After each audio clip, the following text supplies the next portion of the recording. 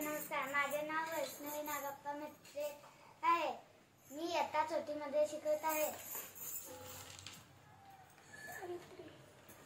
आज मी सावित्रीबाईबद्दल काही दोन शब्द सांगणार आहे.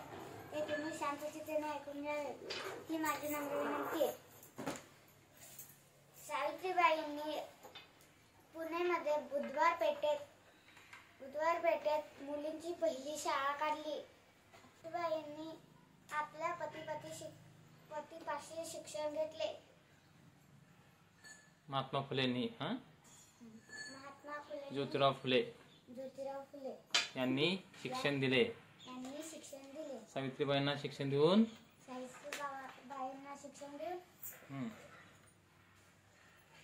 शिक्षिका बनवल्या.